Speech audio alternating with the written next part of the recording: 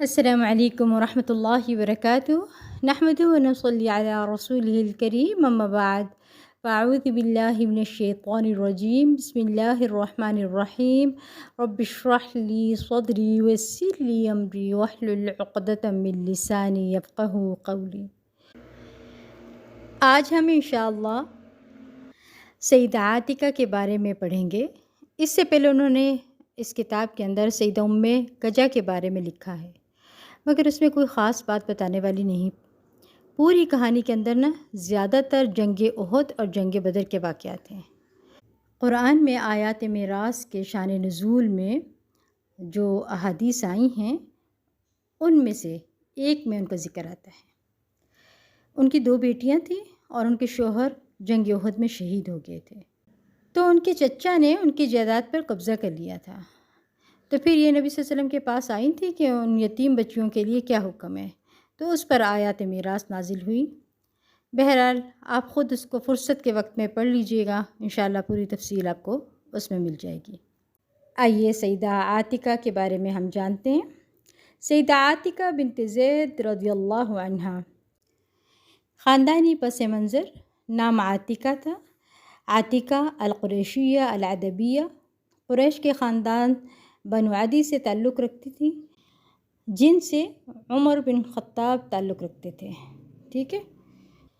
والد کا نام زید بن عمرو بن نفیل اور والدہ کا نام ام کریز بنت حضرمی تھا۔ ان کے ماموں العلا بن الحضرمی تھا، بہت مستجاب الدعوات تھے۔ ان کے بارے میں اگر آپ پڑھیں تو پتہ چلے گا تفصیل سے۔ حضرت ابو ہریرہ رضی اللہ عنہ سے روایت ہے کہ کس طرح مختلف مواقع پر ان کی دعائیں قبول ہوئیں۔ ان کی خالہ طعبہ بنت الحضرمی، ان کے بیٹے تھے طلحہ بن عبید اللہ، وہ 10 مبشرہ میں سے تھے۔ 10 مبشرہ وہ 10 لوگ ہیں نا جن کو نبی صلی اللہ علیہ وسلم نے دنیا ہی میں جنت کی بشارت دے دی ہے۔ طلحہ بن عبید اللہ انہی میں سے تھے، اور سیدہ عاتکہ ان کی خالہ زاد ہیں۔ ان کا بھائی سعید بن زید تھا، جو ان 10 صحابہ کرام میں سے ایک تھا جنہیں زبان رسالت سے جنت کی بشارت ملی، اور سیدنا عمر بن خطاب اس کے باپ کے چچا زاد بھائی تھے، اور یہ حضرت عمر کے بہنوئی بھی تھے، جن کا ذکر حضرت عمر کے اسلام لانے کے واقعے میں ملتا ہے۔ حضرت عمر ان کو جو ہے نا بہت مارا تھا نا حضرت عمر نے اپنے بہنوئی کو۔ صحیح بخاری کی ایک روایت میں آتا ہے کہ اسلام لانے کی وجہ سے حضرت عمر ان کو رسیوں سے باندھ دیتے تھے۔ سیدہ عاتکہ کے بھائی سعید بن زید بہت نیک صحابہ میں سے ہیں، 10 مبشرہ میں سے ہیں۔ ان کے بارے میں آتا ہے کہ ایک مرتبہ نبی صلی اللہ علیہ وسلم نے جبل حرا سے مخاطب ہو کر کہا، اے حرا ٹھہر جا۔ کون ہے یہ حرا؟ جبل، پہاڑ یعنی۔ اے حرا ٹھہر جا، تجھ پر کسی نبی، صدیق اور شہید کے سوا کوئی نہیں۔ اس وقت جبل حرا پر حضرت ابوبکر صدیق، حضرت عمر رضی اللہ تعالیٰ عنہ اور حضرت عثمان، حضرت علی، حضرت طلحہ بن زبیر، حضرت سعد بن ابی وقاص، حضرت عبد الرحمن بن عوف اور سعید ابن زید رضی اللہ عنہما تھے۔ تو ان کا شمار بہت نیک لوگوں میں سے ہوتا ہے۔ اس کی ایک وجہ یہ ہے کہ ان کے والد جو تھے نا دور جاہلیت میں بھی دین حنیف پر تھے، حضرت ابراہیم علیہ السلام کے دین پر تھے، انہوں نے کبھی شرک نہیں کیا تھا۔ اس سے کیا پتہ چلتا ہے، یعنی جو لوگ شرک سے پرہیز کریں تو ان کی نسلوں میں خیر ہوتی ہے۔ جیسے حضرت ابراہیم علیہ السلام نے شرک سے پرہیز کیا، شرک سے دوری اختیار کی، تو اللہ سبحانہ وتعالیٰ نے کس طرح پھر ان کی نسلوں میں خیر جاری کر دی۔ اور پھر جب ان کے والد نے انہیں نکال دیا تھا حضرت ابراہیم کو، تو اللہ نے بدلے میں انہیں حضرت اسماعیل، حضرت اسحاق اور حضرت یعقوب علیہ السلام جیسی اولاد نصیب کی۔ پھر آپ صلی اللہ علیہ وسلم بھی ان کے نسل سے ہیں۔ سوچے ذرا کتنی خیر پھیلی۔ حضرت یعقوب علیہ السلام سے بنی اسرائیل اور ان میں سے کئی ایک پیغمبر اور بہت سے نیک لوگ گزرے۔ پھر حضرت اسماعیل علیہ السلام کی اولاد میں سے نبی صلی اللہ علیہ وسلم ہیں۔ یہ سارے انعامات آپ دیکھیں، غور کریں، یہ سارے انعامات حضرت ابراہیم علیہ السلام کو اس بنا پر ملے کہ انہوں نے شرک سے بیزاری کا اظہار کیا۔ ہمیں بھی اللہ کے حضور دعا کرنی چاہیے کہ اللہ ہمارے اندر سے ہر شرک کو نکال دے، اس کو بھی جسے ہم جانتے ہیں اور اس کو بھی جسے ہم نہیں جانتے۔ شرک سے بچنے کی دعا بھی ضرور پڑھتے رہا کریں۔ اللہم انی اعوذ بک ان اشرک بک وانا اعلم واستغفرک لما لا اعلم۔ الہی میں تیری پناہ میں آتی ہوں اس سے کہ میں شرک ٹھہراؤں، تیرا کسی کو یعنی کسی کے ساتھ شریک کروں جبکہ میں جانتی بھی ہوں، اور میں بخشش مانگتی ہوں تجھ سے ان غلطیوں کی جنہیں میں نہیں جانتی۔ یعنی اس سے جسے میں جانتی ہی نہیں، مجھے معلوم ہی نہیں، لا علمی میں، جہالت میں، اندھیروں میں انسان شرک کرتا چلا جاتا ہے۔ سب سے زیادہ انسان کو اس بات کی فکر ہونی چاہیے کہ اللہ تعالیٰ کے حق میں کسی بھی قسم کی کمی نہ ہو۔ اس نے ہمیں پیدا ہی اپنی عبادت کے لیے کیا ہے، اور اگر ہم وہی کام ہی نہ کریں جس کے لیے ہمیں پیدا کیا ہے تو پھر ہم نے اور کیا کیا پھر؟ اور بھی بہت کچھ ہے، بندوں کے حقوق بھی ہیں، مگر ہمارے ہاں ایک ہی بات کرتے رہتے ہیں، ایک ہی بات دہرائی جاتی ہے کہ اللہ جو ہے وہ اپنے حقوق معاف کر دے گا، بندوں کے حقوق معاف نہیں کرے گا۔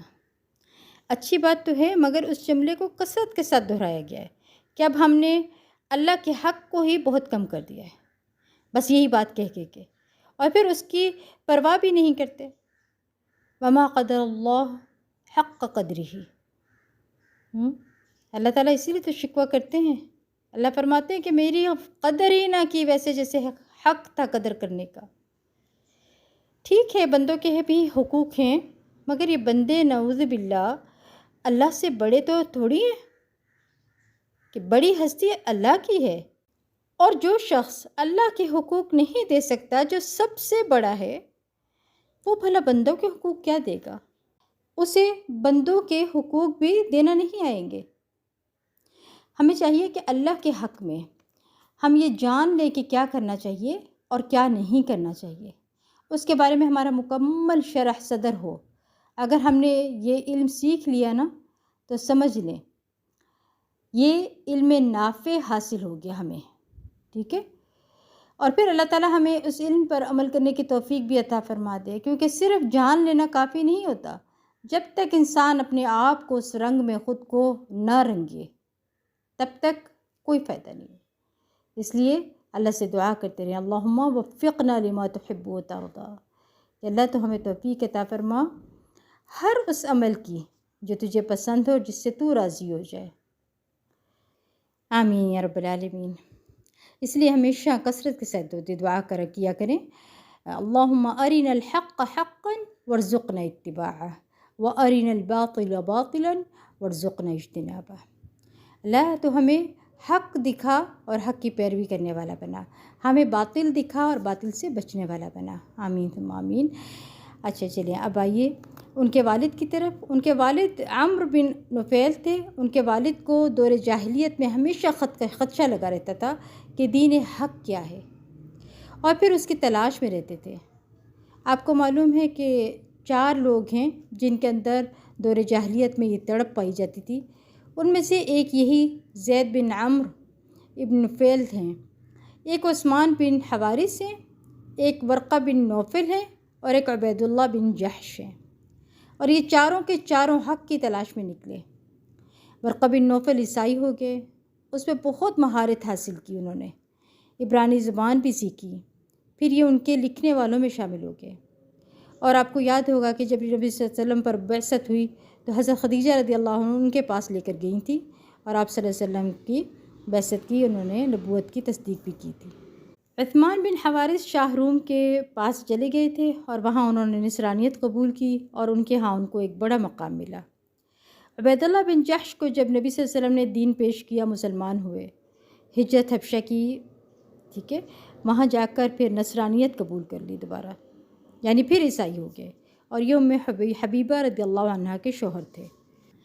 اس کے بعد ہی آپ صلی اللہ علیہ وسلم نے ام حبیبہ سے نکاح کیا تھا، اور نجاشی نے غائبانہ نکاح پڑھا، اور آپ صلی اللہ علیہ وسلم کی طرف سے مہر بھی ادا کیا تھا انہوں نے۔ اور چوتھے زید بن عمرو بن نفیل تھے، یہ تھے حضرت عاتکہ کے والد اور بھائی اور کزن، اور عمر رضی اللہ عنہ بھی کزن تھے، چچا کے بیٹے تھے، اور بعد میں مسلمان ہوئے۔ سیدہ عاتکہ رضی اللہ عنہا کی شادی سب سے پہلے سیدنا عبداللہ بن ابی بکر صدیق رضی اللہ عنہما کے ساتھ ہوئی۔ ان کی شہادت کے بعد سیدہ عاتکہ کی شادی سیدنا عمر بن خطاب یعنی ان کے کزن جو تھے رضی اللہ عنہ کے ساتھ ہوئی۔ جب وہ شہید ہو گئے تو سیدہ عاتکہ رضی اللہ عنہا سیدنا زبیر بن عوام رضی اللہ عنہ کے ساتھ رشتہ ازدواج میں منسلک ہو گئیں۔ ان کے بعد سیدنا علی بن ابی طالب رضی اللہ عنہ نے انہیں نکاح کا پیغام دیا جو انہوں نے قبول نہ کیا۔ پھر ان کی شادی سیدنا حسین بن علی رضی اللہ عنہ کے ساتھ ہوئی۔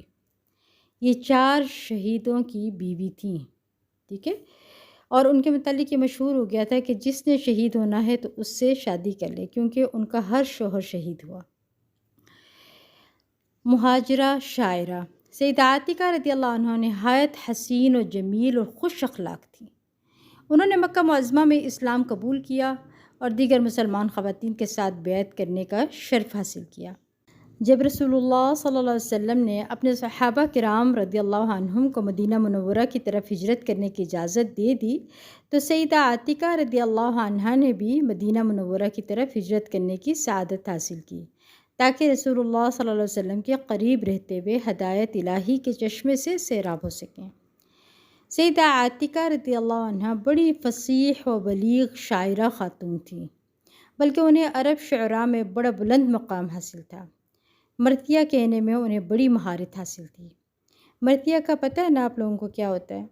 مرثیہ اس کو کہتے ہیں جو وفات پر اشعار کہے جاتے ہیں، ٹھیک ہے۔ ان کی یہ خوبی اس وقت اشکار ہوئی جب انہوں نے یکے بعد دیگر اپنے فوت ہونے والے خامدوں کے بارے میں فصاحت و بلاغت کے شاہکار مرثیے کہے۔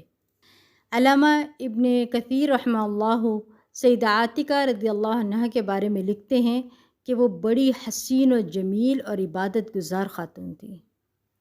عبداللہ بن ابی بکر رضی اللہ عنہما کی وارفتگی سیدنا عبداللہ بن ابی بکر رضی اللہ عنہما نے جب انہیں دیکھا تو ان سے نکاح کا ارادہ فرمایا اور ان کے ساتھ رشتہ ازدواج میں منسلک ہو گئے۔ جب شادی کے بعد سیدہ عاتکہ رضی اللہ عنہما سیدنا عبداللہ بن ابی بکر رضی اللہ عنہ کے گھر آئیں تو وہ کثرت اوقات گھر ہی رہتے۔ غزوات میں حاضری بھی قدرے کم ہو گئی۔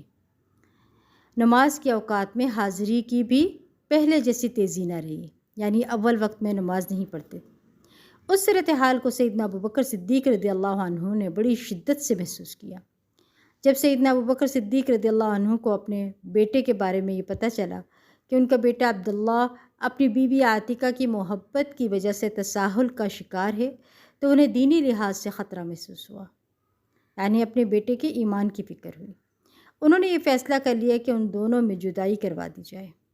آپ نے بیٹے کو حکم دیا کہ وہ اپنی بیوی کو طلاق دے کر مکمل طور پر اپنے دین کی طرف لوٹ آئے اور پہلے کی طرح غزوات میں دلچسپی کا مظاہرہ کرے۔ سیدنا عبداللہ رضی اللہ عنہ کے لیے یہ بڑا ہی مشکل مرحلہ تھا۔ ایک طرف چہیتی بیوی اور دوسری طرف عظیم المرتبت باپ کا حکم تھا۔ باپ کا احترام انہیں مجبور کر رہا تھا کہ ان کی پیروی اختیار کی جائے اور ان کے حکم کو بیوی کی محبت پر ترجیح دی جائے۔ لہٰذا انہوں نے اپنے معزز باپ کی دلی رغبت کو ترجیح دیتے ہوئے اپنی چہیتی بیوی کو بادل ناخواستہ طلاق دے دی۔ طلاق کے بعد دونوں ایک دوسرے سے الگ ہو گئے، لیکن سیدنا عبداللہ کے سینے سے محبت کی آگ بجھ نہ سکی۔ آگ کا شعلہ روز بروز زیادہ ہی بھڑکتا رہا۔ ایک دن انہوں نے اپنے دل کی کیفیت کو ان اشعار میں بیان کیا: یقولون طلقها وخیم مکانها مقیما تمنی النفس احلام النائم وان فراق اہل بیت جمیعهم على کرہ منی لاحدى العظائم۔ لوگ کہتے ہیں کہ تو اسے طلاق دے دے اور خود اس کی جگہ خواب دیکھنے والے کی طرح سہارا دیتا ہوں۔ ایک عظمت والی خاتون کی خاطر گھر والوں سے جدائی مجھے ناگوار گزرتی ہے۔ اب دیکھیں، حضرت ابوبکر رضی اللہ عنہ بہت سمجھدار عقل مند انسان تھے۔ انہوں نے کوئی ظلم نہیں کیا تھا، بلکہ ان کی اس بات کا جواز ہمیں قرآن سے ملتا ہے۔ قرآن سے اس بات کی دلیل ملتی ہے۔ سورۃ توبہ آیت 24 میں اس کی دلیل ملتی ہے۔ اللہ سبحانہ تعالیٰ فرماتے ہیں: قل إن كان آباؤكم وأبناؤكم وإخوانكم وأزواجكم وعشيرتكم وأموال اقترفتموها وتجارة تخشون كسادها ومساكن ترضونها أحب إليكم من الله ورسوله وجهاد في سبيله فتربصوا حتى يأتي الله بأمره والله لا يهدي القوم الفاسقين. یعنی اے نبی آپ مسلمانوں سے کہہ دیجئے کہ اگر تمہیں اپنے باپ، اپنے بیٹے، اپنے بھائی، اپنی بیویاں، اپنے کنبہ والے اور وہ اموال جو تم نے کمائے ہیں اور تجارت جس کی ماند پڑنے سے تم ڈرتے ہو اور تمہارے مکان جو تمہیں پسند ہے، اللہ اس کے رسول اور اس کی راہ میں جہاد کرنے سے زیادہ محبوب ہیں، تو انتظار کرو یہاں تک کہ اللہ اپنا حکم لے آئے، اور اللہ نافرمان لوگوں کو راہ نہیں دکھاتا۔ اس دلیل کی بنا پر حضرت ابوبکر رضی اللہ عنہ نے اپنے بیٹے کو حکم دیا تھا طلاق دینے کا۔ قرآن کی اس آیت کی دلیل کے علاوہ ہمیں وہ حدیث بھی دلیل کے طور پر ملتی ہے۔ حضرت ابراہیم علیہ السلام جب حضرت اسماعیل علیہ السلام کے پاس آئے تھے اور ان کی بیوی ناشکری تھی، جس کے لیے حضرت ابراہیم علیہ السلام جاتے ہوئے کہہ گئے تھے کہ اسماعیل واپس آئے تو اس سے کہنا اپنی چوکھٹ کو بدل لے، یعنی وہ سمجھ گئے تھے کہ طلاق دینے کا حکم دیا گیا ہے۔ پھر انہوں نے اپنی بیوی کو طلاق دے دی تھی، اور جب انہوں نے دوبارہ شادی کی اور حضرت ابراہیم علیہ السلام دوبارہ آئے تو ان کی بیوی سے پوچھا گھر کے حال احوال کے حوالے سے، تو انہوں نے بہت اللہ کا شکر ادا کیا۔ تو جاتے وقت حضرت ابراہیم علیہ السلام کہہ کر گئے کہ اسماعیل واپس آئے تو اس سے کہنا اپنی چوکھٹ کی حفاظت کرے، یعنی اپنی بیوی کی حفاظت کرے۔ تو یعنی ناشکری پن کی وجہ سے بھی طلاق دینے کا حکم دے دیتا ہے کہ نبی کے گھر میں ایسی خواتین تو نہیں رہ سکتی ہیں، اس لیے ٹھیک ہے۔ تو یہ کوئی ظلم نہیں تھا کہ انہوں نے اصل میں یہاں پہ بھی اگر آپ دیکھیں حضرت ابوبکر صدیق رضی اللہ عنہ کی اطاعت نظر آتی ہے، اللہ اور اس کے رسول کی اطاعت نظر آ رہی ہے کہ وہ میرا بیٹا اس چیز سے غافل ہو رہا ہے اور نماز اول وقت نہیں پڑھا، جہاد پر نہیں جا رہا، دین سے دوری ہے۔ انہوں نے یہ نہیں کہ اس لیے نہیں کیا کہ وہ مجھ سے نہیں ملتا یا میرے حق ادا نہیں کرتا یا میرے اس لیے نہیں میں بیوی کو طلاق دے دے، نہیں، انہوں نے دیکھا کہ وہ اللہ کے حقوق میں کوئی کمی آ رہی ہے یا اس طرح سے دین یعنی اطاعت کے اندر کوئی کمی آ رہی ہے، تو انہوں نے اس بات کا حکم دیا تھا، انہوں نے کوئی ظلم نہیں کیا تھا اپنے بیٹے پر۔ اور ایک اور واقعہ بھی ملتا ہے کہ ایک دفعہ کا واقعہ جب رات کی تاریکی چھا گئی تو عبداللہ بن ابی بکر رضی اللہ عنہ اپنی چہیتی بیوی کی جدائی کے غم میں ڈوبے ہوئے درد بھرے انداز میں یہ اشعار کہنے لگے۔ اعاتکو اپنی بیوی سے عاتکہ کو کہہ رہے ہیں، اعاتکو لا انساکی ما ذر شارق وما ناحا قمری الحمام المطوق، اعاتکو قلبی کل یوم ولیلۃ الیک بما تخفی النفوس معلق، ولم ار مثلی طلق اليوم مثلها ولا مثلها في غیر جرم تطلق، لها خلق جزل ورأی ومنصب وخلق سوی فی الحیاء ومصدق۔ اے عاتکہ، جب تک باد صبا چلتی ہے، یہ صبا انہوں نے سین سے لکھا ہوئے صاد سے ہے، اس کو درست کر لیجیے گا۔ اے عاتکہ، جب تک باد صبا چلتی ہے اور گلے میں پڑی گانی ہار والی فاختہ نوحہ کنا ہے، میں تجھے نہیں بھول سکتا۔ اے عاتکہ، جب تک مسافروں کے قافلے کوچ کا ارادہ رکھتے ہوں اور آسمان پر ستارے روشن ہوں، میں تجھے نہیں بھول سکتا۔ اے عاتکہ، میرا دل ہر دن ہر رات تیری طرف معلق رہتا ہے، میں نے آج تک اپنے جیسا کوئی نہیں دیکھا جس نے اس جیسی کو طلاق دی ہو، یعنی ہماری بہت عمدہ جوڑی تھی، اور نہ اس جیسی دیکھی جسے بغیر جرم کے طلاق دی گئی ہو۔ اس کی اچھی عادت اور عمدہ رائے اور اچھی سیرت تھی، وہ سچ بولنے والی تھی۔ رات کے سناٹے میں سیدنا ابوبکر صدیق رضی اللہ عنہ تہجد ادا کرنے کے لیے گھر کی چھت پر چڑھے۔ جب انہوں نے اپنے بیٹے عبداللہ کی زبان سے یہ اشعار سنے تو ان کے دل میں رقت پیدا ہو گئی۔ انہوں نے اپنے بیٹے کو پیار بھرے انداز میں دیکھا اور اسے اپنی بیوی سے رجوع کرنے کی اجازت دے دی۔ جب عبداللہ نے اپنے عظیم باپ کی بات سنی تو اسی وقت بآواز بلند پکار کر کہا، ابا جان گواہ رہنا، میں نے رجوع کر لیا، یعنی فوراً رجوع کر لیا۔ انہوں نے انتہائی خوشی سے اپنے غلام ایمن کو آواز دے کر کہا، جاؤ تم میری طرف سے آزاد ہو، یعنی شکرانے میں صدقہ کیا انہوں نے فوراً۔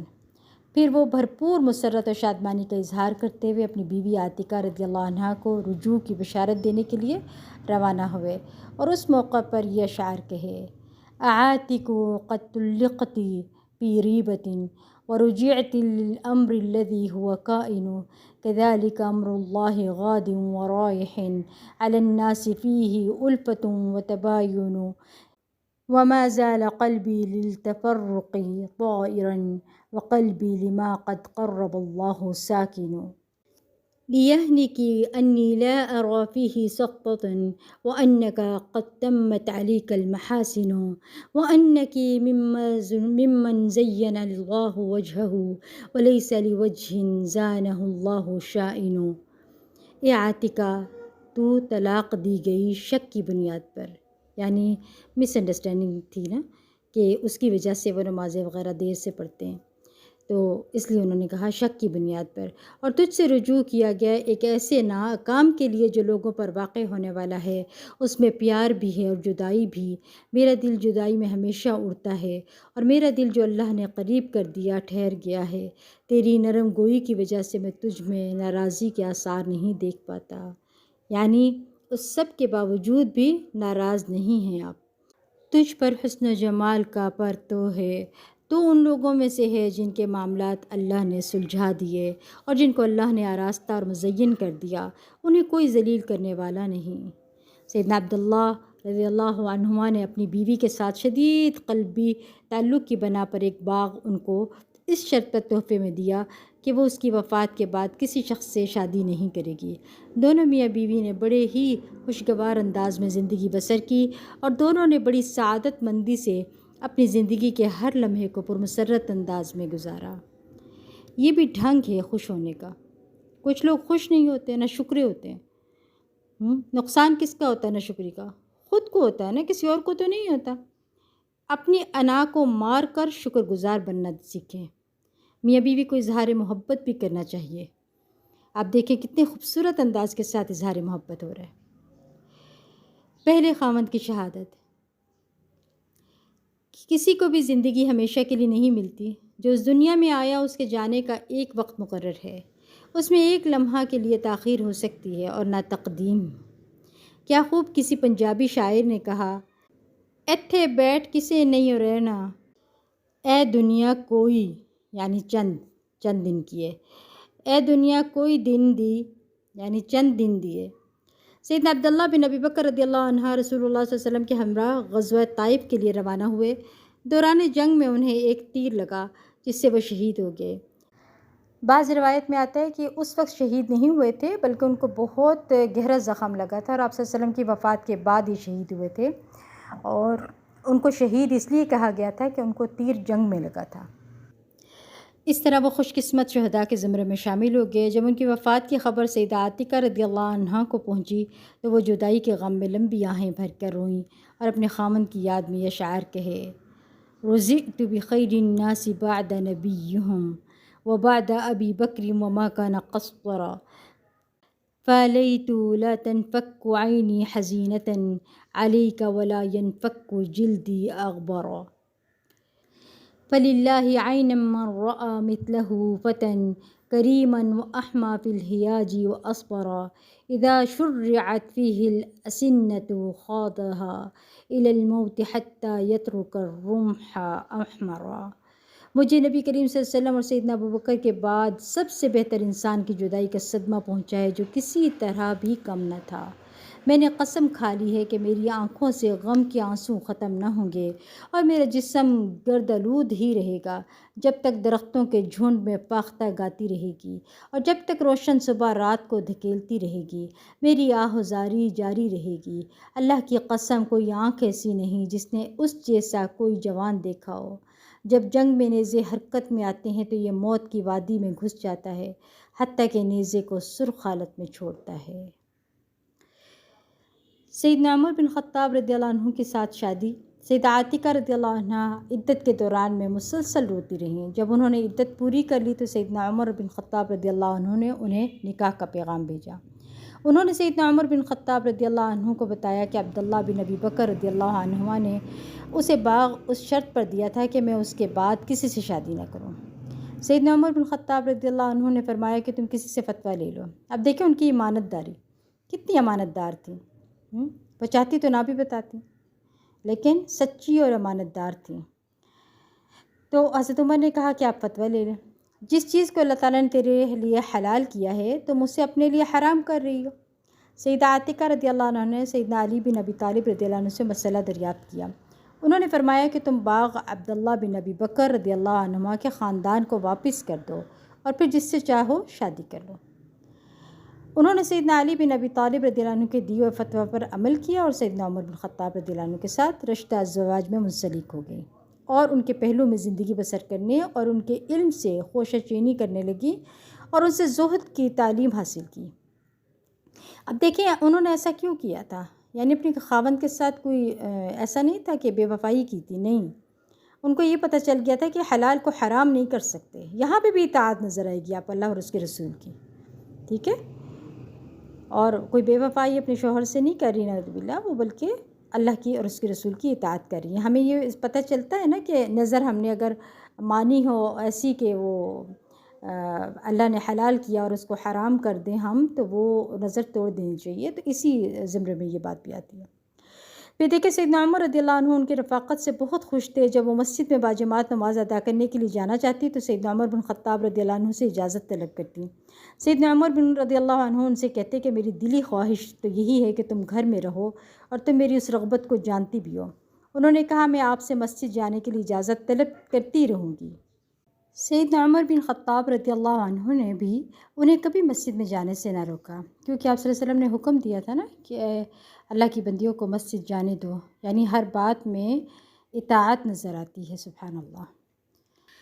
جب ابو لؤلؤ مجوسی نے سیدنا عمر بن خطاب رضی اللہ عنہ پر اپنے زہر میں بھگوئے خنجر سے وار کیا جس سے وہ وفات پا گئے، تو سیدہ عاتقہ رضی اللہ عنہا نے ان کی جدائی میں آنسو بہاتے ہوئے یہ اشعار کہے: عین جودی بعبرة ونحیبی لا تملی علی الامام النحیبی قل لأهل الضراء والبؤوس موتوا قد سقته المنون کأس شعوبی۔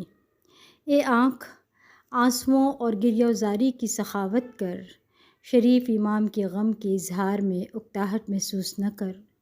جنگجو لوگوں سے کہو کہ تم مر جاؤ، موت نے اسے شعوب کا پیالہ پلا دیا، یعنی ہمیشہ کے لیے زندگی مل گئی ہے حضرت عمر کو۔ ایک دوسرے سے مرثیے میں سیدہ عاتقہ رضی اللہ عنہ نے روتے ہوئے یہ اشعار کہے: من لنفس عادها احزانها ولعین شفها طول السہد جسد لفف فی اکفانہ رحمۃ اللہ علی ذلک الجسد فیہ تفجیع لمولا غارم لم یدعہ اللہ یمشی بسبد۔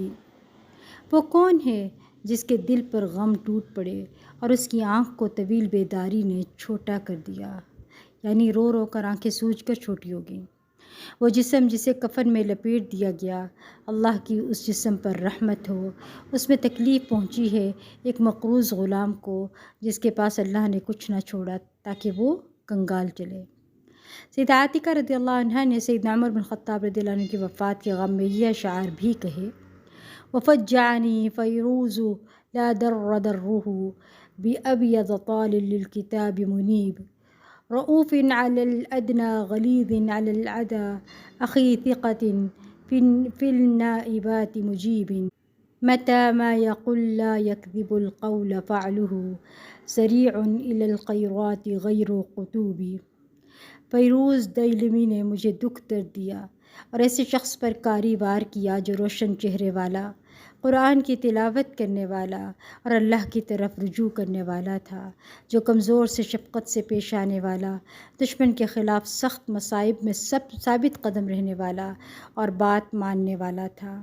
جب بھی وہ کوئی بات کہتا تو اس کے قول و فعل میں کوئی تضاد نہ ہوتا، خیرات میں جلدی کرنے والا اور ترش روئی سے پیش نہ آنے والا۔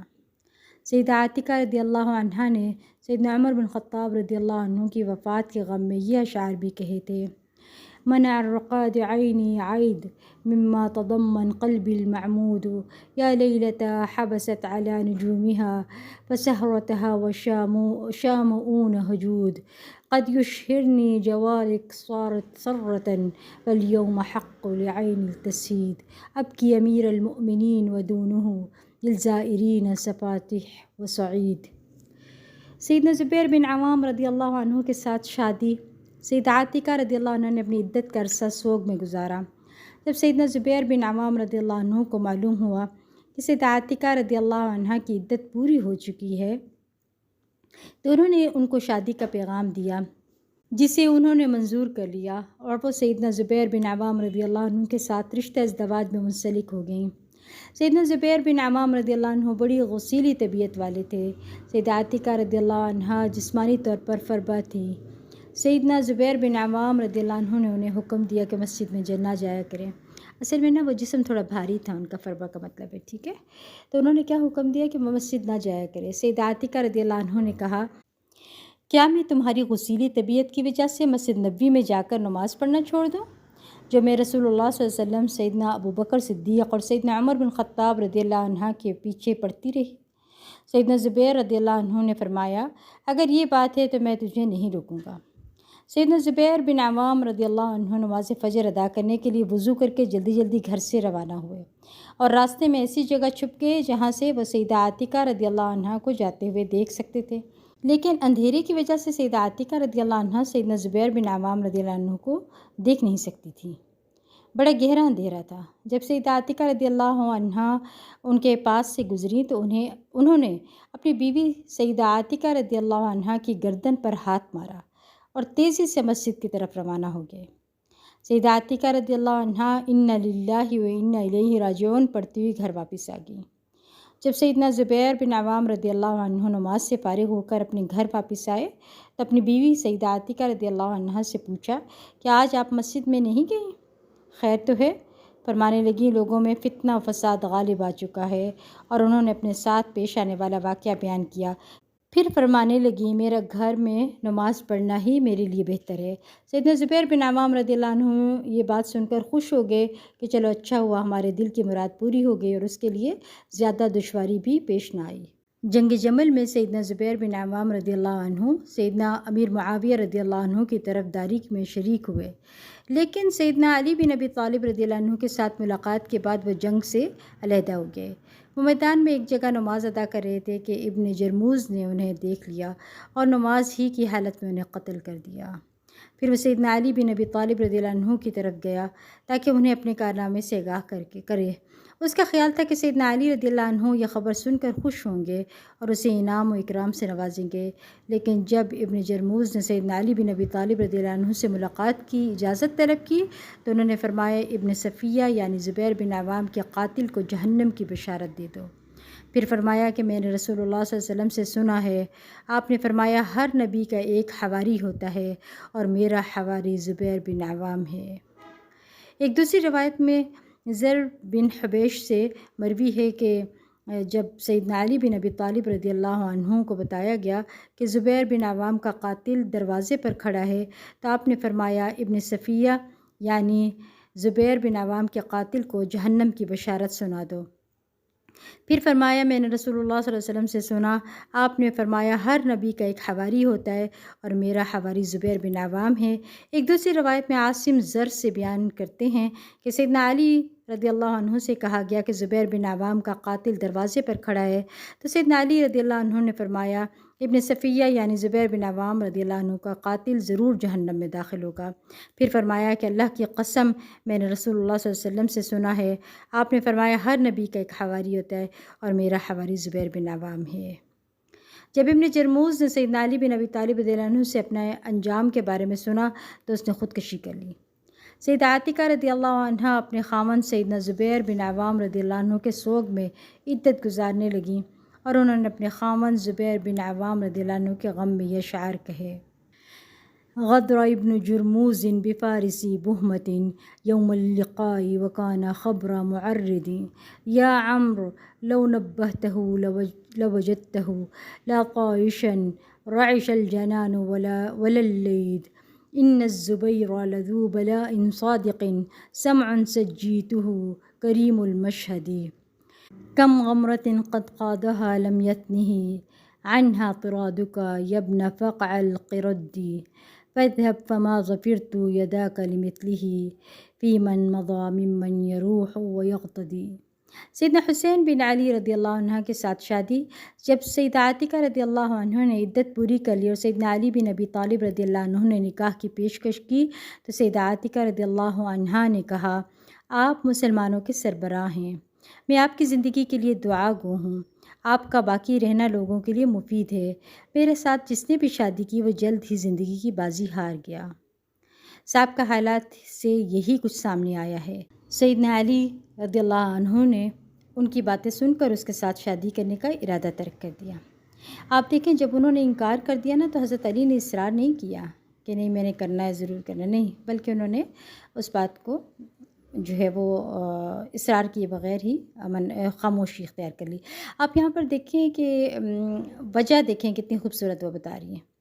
ان کو لگتا ہے یعنی دیکھیں یہ غلط سوچ کی طرف نہ لے کے جائیے گا کہ ان کو کوئی اپنے اوپر کوئی بدگمانی تھی یا ایسی کوئی چیز نہیں تھی، بدشگونی نہیں تھی، بلکہ وہ حالات کو دیکھ کر جو کچھ ان کے سامنے آیا ہے نا اس چیز کو سابقہ حالات سے یہی کچھ سامنے آیا ہے، ٹھیک ہے، یہ انہوں نے کہا تھا۔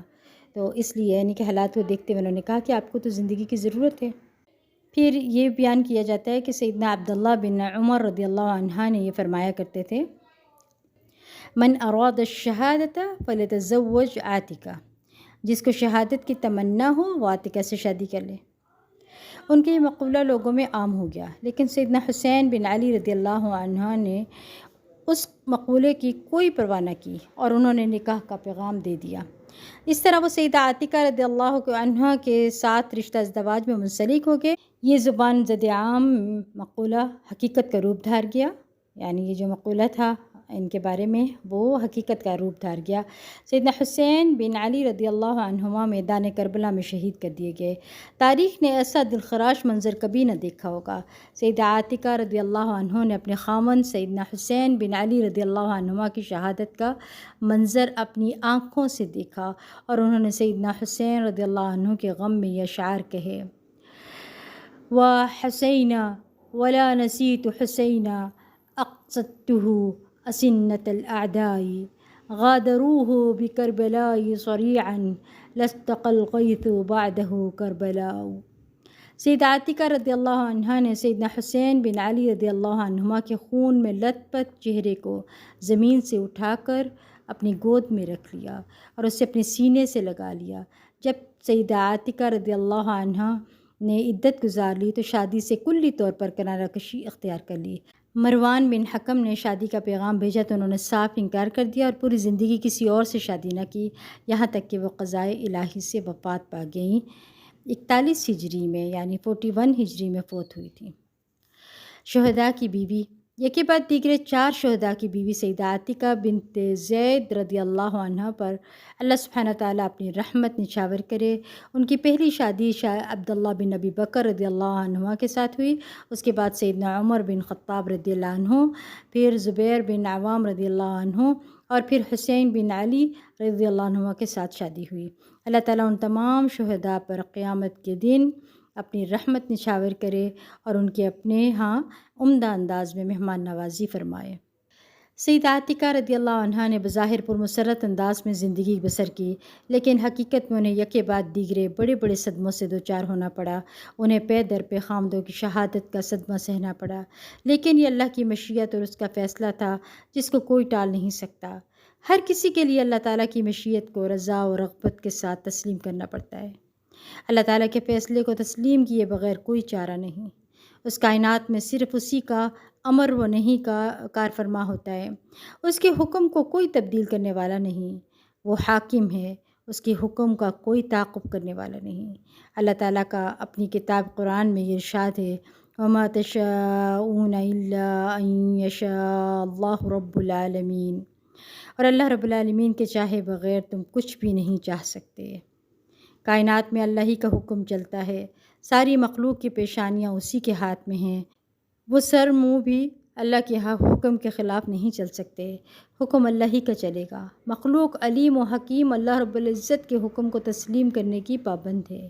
اللہ پاک ہے، وہ عظیم ترین معبود حقیقی ہے اور وہ بڑا ہی معزز تدبیر کرنے والا ہے۔ سیدنا حسین رضی اللہ عنہ کی شہادت کے بعد سیدہ عاتکہ رضی اللہ عنہ نے اپنی باقی ساری زندگی عبادت و ریاضت میں بسر کی۔ اپنے گھر سے کسی خاص ضروری کام کیے بغیر باہر نہیں نکلتی تھیں۔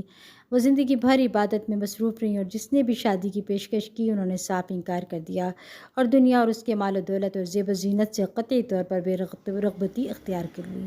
جب موت کا پیغام آیا تو اس پر لبیک کہا اور راضی خوشی سفر آخرت پر اپنے خالق حقیقی سے ملاقات کے لیے روانہ ہو گئی۔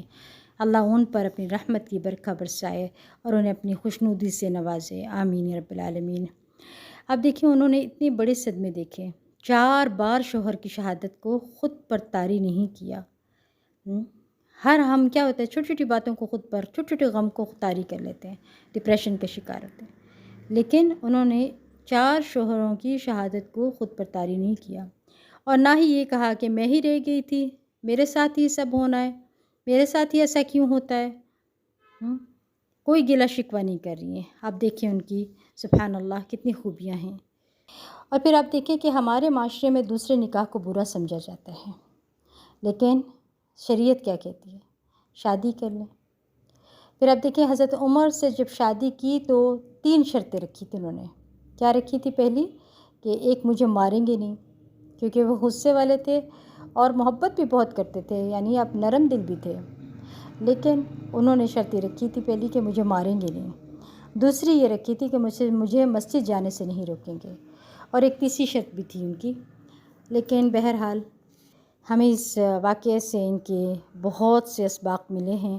ایک یہ بات بھی ہمیں ملتی ہے کہ جب حضرت عبداللہ بن عمر رضی اللہ عنہ کی محبت کے بارے میں اور حضرت عاتکہ کے اشعار اور ان کے اشعار کو دیکھتے ہیں تو ہمیں اتنی شدت کے ساتھ یہ احساس ہوتا ہے کہ میاں بیوی کی محبت جو ہے وہ کتنی پاک اور کتنی خوبصورت ہے، اور کتنے خوبصورت الفاظ میں ایک دوسرے کے بارے میں انہوں نے باتیں کی ہیں اشعار میں۔ اور دیکھیں حضرت عبداللہ بن عمر جو ہیں انہوں نے کتنے خوبصورت انداز کے ساتھ اپنی بیوی کے لیے سب اشعار کے۔ آپ دیکھیں کہ ہمارے معاشرے میں اگر کوئی شوہر بیوی سے محبت کا اظہار کرے تو اسے اچھا نہیں سمجھا جاتا، بلکہ کیا کرتے ہیں، اسے طعنے دیتے ہیں۔ یہ طریقہ بالکل غلط ہے، ایسا نہیں ہونا چاہیے، بلکہ میاں بیوی کی محبت جو ہے وہ پاک محبت ہوتی ہے اور حلال اور جائز محبت ہوتی ہے، اور وہ ایک دوسرے سے محبت کا اظہار کریں تو زندگی بہت اچھی ہو جاتی ہے۔ اور جو لوگ محبت کا اظہار نہیں کرتے وہاں اختلافات بہت ہوتے ہیں، کیونکہ انا بیچ میں آتی ہے نا، انا ہوتی ہے کہ میں کیوں تعریف کروں، یا میں اس کو اچھا کہوں گا تو میں پیچھے رہ جاؤں گی، یا پھر خاتون کہتی ہے کہ میں اگر خامند کی تعریف کروں گی تو یہ نہ ہو کہ خامند بہت سر چڑھ جائے۔ یعنی اس طرح کے الفاظ جو ہیں وہ اس طرح کی سوچ رکھنے والے لوگ جو ہیں وہ پھر کبھی بھی اپنی زندگیاں خوشی کے ساتھ نہیں گزارتے۔ اس لیے ہمیشہ میاں بیوی کو ایک دوسرے کی تعریف کرتے ہوئے محبت کے ساتھ زندگی بسر کرنی چاہیے۔ آج کے لیے اتنا ہی، وآخر دعوانا الحمد للہ رب العالمین۔ سبحانک اللہم و بحمدک، اشہد ان لا الہ الا انت، استغفرک و اتوب الیک۔ السلام علیکم ورحمۃ اللہ وبرکاتہ۔